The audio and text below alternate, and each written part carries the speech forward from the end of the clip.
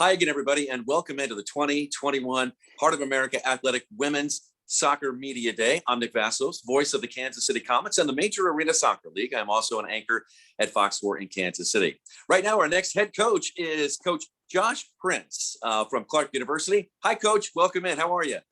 Good, Nick. Thanks for having me. Hey, let's talk about your team here, preseason-wise. How long have you guys been working, and how has preseason gone for you guys so far?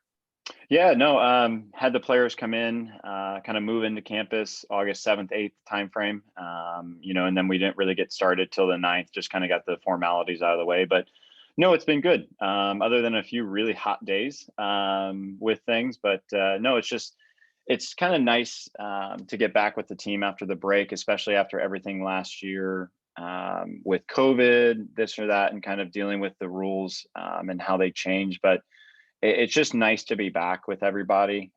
It's just kind of really refreshing, and I'm excited for where the team can go and kind of compete this year, honestly. Coach, my mom always used to tell me it's the little things in life that really matter. You know what I mean? And last year when you had all the protocols, I would imagine your team in a lot of ways was not together. Like you couldn't dine together. You couldn't share meals together. You couldn't be in rooms together. Yeah. And I'm wondering how awesome it is to have players together again. And what does that mean to you as a coach? Yeah, you're right. I mean, that's everything, right? I think any coach or, doesn't matter what sport, talks about family, cohesiveness, and doing things together, and that culture piece, those really buzzwords. And so last year we had to be really creative with team bonding. Couldn't do things in closed spaces, and really had to space people out. So no, absolutely. It's changed things this preseason. I know things are still going on and everyone's watching things, but it's just a different vibe. And that's a really important thing, because players can connect with each other, and we talk about focusing on things we can control. We can't control what's going on around us, but we can make good choices and do things together to make sure we continue as a program and take care of ourselves. That's what we talk about. But no, just have everyone together. I mean, it's so different, compared to last year. But again, it's just nice to kind of, again, I'm sure you've heard this before with other coaches, getting back to a sense of normalcy with our team. So, the disruption last year was just so massive. It's just so awful. And then you come this year, and you just shared with us that players have come back on campus at the beginning of August. Do you think you've had enough time to ramp up to the non-conference schedule, or have you had to rush things at all, or does it feel about right to you? That's $1 million question, I would say, with any coach every year. Some coaches are going to say we've had too much time. Some coaches are going to say not enough. Again, I think it just depends on, for the coaches, how they prepare. I think for us, we try to be really smart about how we operate, knowing when to give rest, when to push, but then, also managing expectations from the players. We just had our first scrimmage last night. We played everybody, right?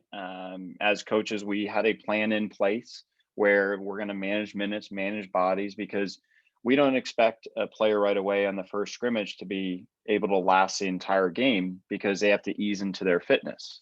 So we try to be smart with that. So I would say length of time frame, it works really well for us, when going through. And, I think every year, coaches and players from our staff, we try to be smarter about how do we utilize the time that we have, with incorporating team bonding, incorporating practices and connecting, but also making sure we come in fit. What are we doing in the summer to help keep track of players? But no, I think preseason's been good. The time frame has been good for things, and it's about every day can we get better, every game can we get better, and then as we start getting into truly non-conference games, hopefully we're really starting to hit a stride and looking to build and grow off each game. Do you use the non-conference schedule? I mean, let's be honest. You want to win every one of those non-conference games. For sure. But do you use them as a way to build up to the tough conference schedule that you have in the Heart?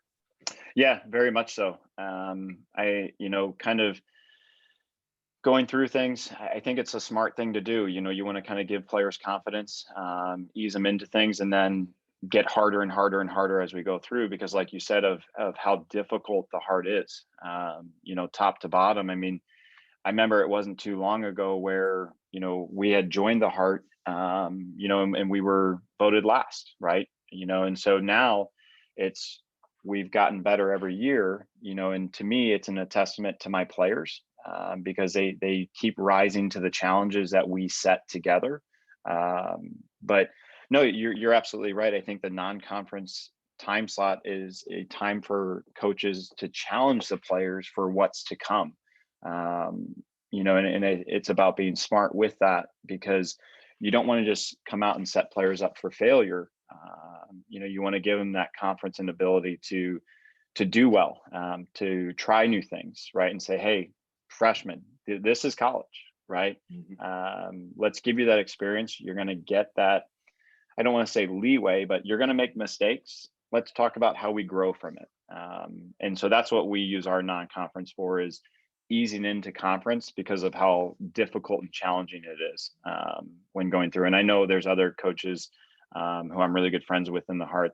They have different philosophy, and that works for them. So yeah. Well, Coach, a solid finish last year, 6th in the Heart. I mean, you've kind of taken a step each of your years here. Yeah. What's the next step for you? How do you take that next step? How do you get to 5th? Maybe hop a couple of spots here, maybe for the conference tournament. What do you say to that? Yeah, no, that's a question we always challenge ourselves as staff about. How do we raise the bar every year? Because I know that's what my competitors are doing in the conference, is how do they set that next level for their program? So, for us, obviously it starts with recruiting, being smart about what we have and don't have, understanding who we are, and what we are as a team and program, and how we're going to compete. Setting the expectations, realistic expectations as to where we want to fall. We graduated some important pieces, but that's part of what preseason is now, is who's going to fill the void of, those holes when going through. Is it going to be a returner? Is it going to be a new player? And so for us, I think as we continue, obviously recruiting is a big thing. But then it's also, once we get into the games, managing the games properly. So, I know in the Heart, a lot of games are typically, 1 goal difference games, because it's that tight. Don't get me wrong. There's some games that, we've been on the better side of, versus there's other games where we've been on the lesser side of things. Right. And so as staff, we look at that and we analyze and we break it down. How do we do better next time? And I think just trying to prepare the team for success is what we look at from the staff standpoint. But I would say for us, the driving force is what our players expect. And they do such a great job, because we really try to empower them to, what do you guys want? Right? Okay, if this is what you want, how do we get there? All right, then let's lay this out and follow this path. Right. And so for us, it's not only the recruiting piece, it's not only the coaches doing the work on their end to prepare the student athletes for success. It's also the investment of the student athlete to say, this is what you want in regards to achieve. Let's see how we get there together. And so it's putting that plan and action in place. Yeah. And in return, now players feel like, they've got ownership in what's going on. And I'm also curious, when you're talking to recruits, Coach, I'm sure they ask you, how do you guys like to play? What's your response? Yeah. And again, honestly, it depends on the game. I would say, there's not an ultimate right way, in my opinion, to play. Like, there's not one style that will beat another style every time because everyone would play that one style, right? And so for us, it's who do we have? What happens if we get an injury? Do we need to change? What happens if we look at teams that have a really strong person in a certain area that maybe we feel like is a weakness for us in that area? So how do we combat that? For the most part, we want to try to build and possess a little bit. We want to be really hard-nosed, defensive, really organized and structured. But we also want the players to be really creative to go forward on their own. Because at the end of the day, for us in soccer, we can't really script out, X, Y, and Z. Oh, you run here, you do this. We try to teach our players at Clarke is, what do you see? What decision are you making and why? And all right, how do we get them to make really good decisions majority of the time? And try to get them to excel. But yeah, I mean, in regards of how we want to play, we want to be aggressive. We want to go forward more times than not. And again, we want to keep possession. I don't want to just knock it around to knock it around. I want to go forward because I like shooting. I like being aggressive in every aspect of the way. I'm curious, you've got student athletes. I mean, there's a lot on the plate of student athletes. I'm wondering if you could share a little bit about the culture at Clarke University for your student athletes who come on campus and play for you. Yeah, no, that's always a big thing, right? Is how do you manage both?